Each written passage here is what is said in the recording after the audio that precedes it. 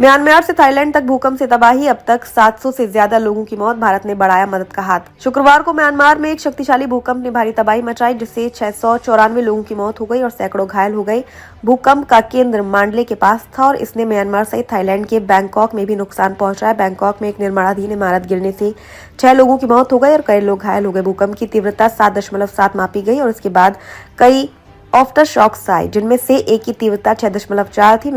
Myanmar के सैन्य शासन ने आधिकारिक तौर पर 694 मौतें और 730 घायलों की पुष्टि की। म्यांमार में भारत के अलावा चीन और रूस ने भी मदद भेजी है। थाईलैंड के बैंकॉक में एक निर्माणाधीन 33 मंजिला इमारत भूकंप के कारण ढह गई। इमारत गिरने से आसपास के इलाके में भारी धूल और मलबा फैल गया। बैंकॉक में लोग भागते हुए दिखाई दिए और राहत कार्य जारी है। म्यांमार सरकार ने राहत प्रयासों के लिए रक्तदान की अपील की और विदेशी मदद स्वीकार करने की बात की। चीन और रूस ने बचाव दल भेजे, जबकि संयुक्त राष्ट्र ने आपात राहत कार्यों के लिए $5 मिलियन आवंटित किए हैं।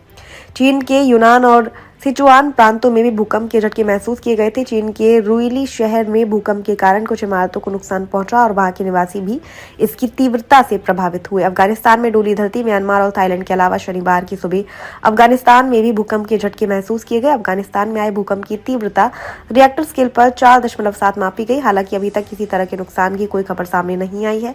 भारत ने म्यांमार की मदद के लिए 15 टन राहत सामग्री भेजी है। भारतीय वायुसेना का C-130J सुपर हरक्यूलिस विमान हिंडन एयरफोर्स स्टेशन से राहत सामग्री लेकर म्यांमार के लिए रवाना हुआ। भारत के पड़ोसी देश म्यांमार में शुक्रवार को भयानक भूकंप आया। भूकंप की तीव्रता 7.7 थी, जो कि काफी तेज था। इन झटकों से कई बिल्डिंग ढह गई और लोग दहशत में आ गए। भूकंप में कम से कम 694 से ज्यादा लोगों की मौत हो चुकी है और 1670 से ज्यादा लोग घायल हुए हैं। हालांकि मरने वालों की संख्या और अधिक होने की आशंका जताई जा रही है।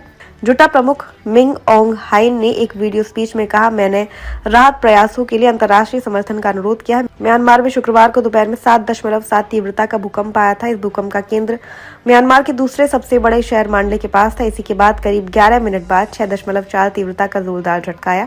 इसी के साथ अमेरिकी भूवैज्ञानिक सर्वे का अनुमान है कि मरने वालों की संख्या 1000 से अधिक हो सकती है। म्यांमार के सैन्य जुंटा नेता जनरल मिन ओंग हाइंग ने और अधिक मौतों और हताहतों की चेतावनी दी है। साथ ही उन्होंने किसी भी देश को मदद और दान देने के लिए आमंत्रित किया।